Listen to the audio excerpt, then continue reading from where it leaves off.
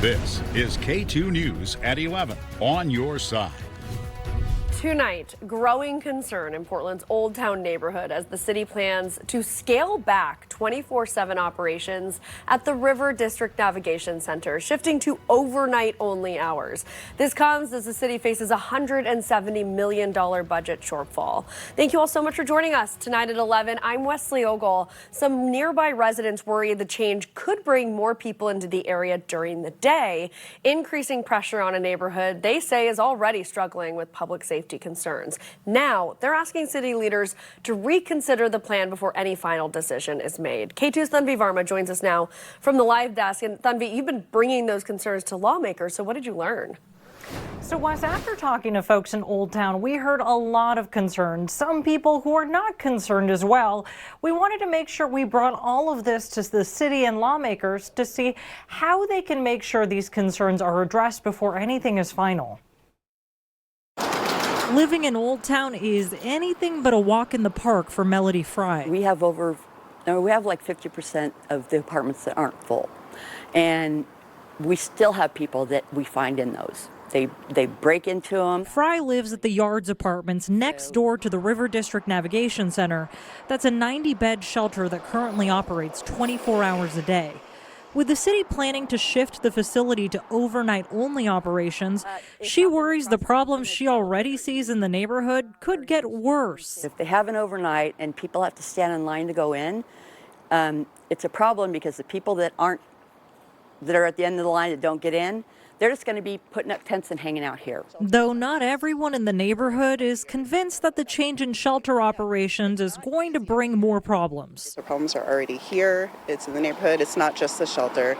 It's got much more to do with our infrastructure and how we tackle these issues with lack of housing, poor mental health services, poor addiction services. In any case, we asked the city what they'll do to ensure there's no nuisance to nearby community members. The city sending us a statement explaining that there are daytime resources for shelter residents. Reading in part, services are nearby that offer meals, showers, behavioral health services, and other resources, including the city's Oasis Day Center at Northwest 6th and Gleason Street. Since this debate takes place squarely within District 4 Councilor Eric Zimmerman's district, we wanted to get his take. He's getting ready to propose an amendment that would actually close the River District Navigation Center and instead add 80 beds to the Grand Recovery Shelter in Southeast Portland. The closer your shelter is to a residential neighborhood, the more expensive it is because the more enhancement services, cleanup services, outreach services, and rapid response you have to put in place. And tomorrow, councilors will take up Councilor Eric Zimmerman's proposal, setting the stage for a debate over two very different visions for the future of the River District Navigation Center. We'll be there to follow the discussion and bring you the council's decision. At the live desk, Tanvi Varma, KATU News. Tanvi, thank you so much. All right, we are in a Storm Tracker 2 weather alert, as we've been warning you about really hot temperatures on the way. So we've got Storm Tracker 2 meteorologist Dave Selesky here to walk us through it all.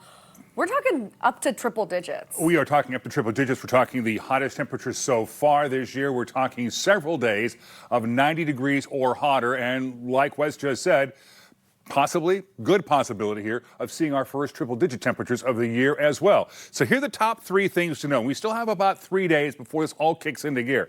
So sunny skies and warmer temperatures gradually ramping up before the weekend. I expect record highs as we get in towards the latter part of the weekend.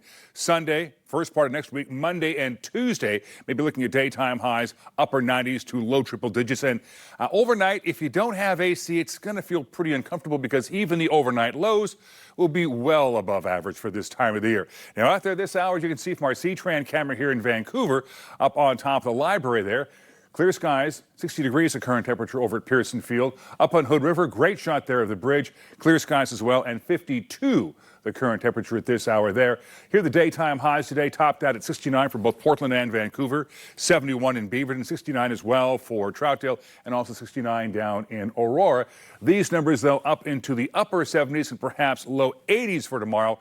And again, that's going to be Thursday. They keep wrapping up for Friday and really take off as we head in towards the weekend. I'll have those numbers for you in the 7-day forecast for you, Wes, in a few minutes. Okay, I'm scared, but I'm excited. Don't be scared. Thank you. Okay, thank you. Oregon Governor Tina Kotek did declare a drought emergency for 5 more Oregon counties today. Nearly half of Oregon counties are now under drought emergency status. KOTU's declarations today are for Douglas, Gilliam, Harney, Lake, and Malheur counties. Her new executive order directs state agencies to coordinate and prioritize assistance. This marks the 4th drought declaration order issued this year. So now 17 of Oregon's 36 counties are under drought emergency status. KATU is on your side. We are continuing to track the Storm Tracker 2 weather alert as those temperatures climb. When we're not on the air, you can find the most up-to-date forecast on KATU.com and on the KATU weather app. Okay, let's turn now to some new developments out of Washington. The superintendent of Longview Public Schools pleaded not guilty in court today through her attorney. She's accused of failing to report and then covering up allegations of sexual assault at Mark Morris High School. We've also learned that she will go to trial this fall, weeks after the start of the new school year. KATU's Shelby Slaughter reports. Karen Klonginger is out on release. Her appearance today only lasting 10 minutes. This was Longview Superintendent Karen Klonginger in court on Wednesday morning, appearing for her arraignment at the Cowlitz County District Court. Karen understands perfectly what she's being charged with and will enter formal not guilty pleas to each count. Klonginger's attorney entering a not guilty plea for her 3 charges: tampering with a witness, failure to report, and obstructing a law enforcement officer as part of a sexual misconduct investigation at the Mark Morris High School involving the basketball team. I just would ask get the defense provide Ms. Cloninger the witness list so that she knows who those people are that she is not to have contact with. State prosecutors say they have 50 witnesses in this case, stemming from district employees, staff at the Longview Police Department, and even 2 relatives of Longview's police chief, Robert Huta. This is a lot of witnesses, but there are a number of cases that have a lot of witnesses. Klonginger's attorney, John McMullen, keeping his comments brief after court, saying Wednesday's appearance was simply the first step in this process. We're at the very front end of the case. Klonginger's trial is set to begin October 19th. The judge ordered her to have no contact with any of the 50 witnesses in this case. And this comes just days after the school board voted for Klonginger's leave to be unpaid, something parents have advocated for since these allegations came to light. Reporting in Longview, I'm Shelby Slaughter, KATU News. And tonight, one of the 2 members of the Mark Morris High School basketball team who are facing felony rape charges had his trial date changed to January 11th, 2027. The trial for the other student charged is still set to start in about a month on July 13th.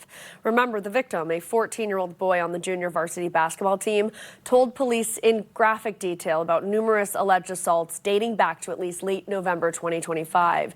The 2 teens were arrested in February. Developing tonight, a Ridgefield High School student is facing dozens of charges, accused of tricking classmates into sending him thousands of nude photos.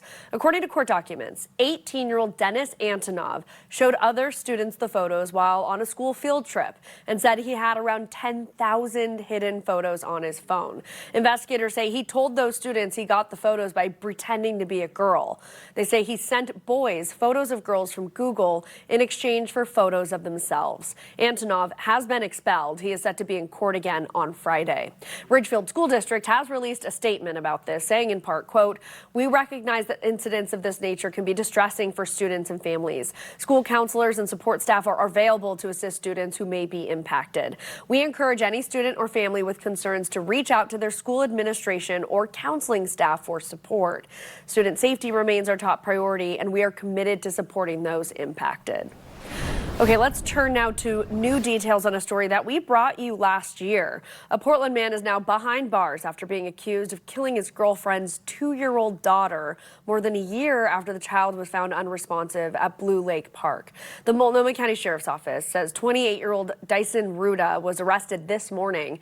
Detectives began investigating after deputies responded to Blue Lake Park in March 2025 and found the toddler unconscious and not breathing. Earlier this year, the Oregon State Medical Examiner ruled the child's death a homicide. Ruda is facing charges including second-degree murder, assault, and criminal mistreatment. He is scheduled to make his first court appearance tomorrow morning. A 19-year-old man is now facing murder charges in connection to that deadly shooting outside Fred Meyer in Wood Village last night. Kenneth Nevels Jr. made his first court appearance today. He is being held without bail and is charged with second-degree murder and unlawful use of a weapon. The shooting happened around 7:30 last night near in the parking lot of the Fred Meyer at 223rd and Gleason. The victim, 24-year-old Cameron Queering, died at the scene. Deputies say the two men knew each other. Nevels Jr. is set to be back in court on June 18th.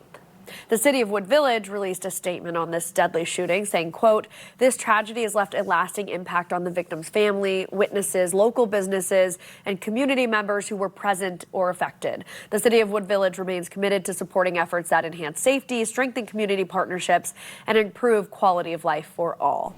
Still to come here on KATU News, as temperatures continue to rise, it is not just people feeling the heat. Veterinarians are warning pet owners about the signs of heat stroke and the simple steps that could save your pet's life.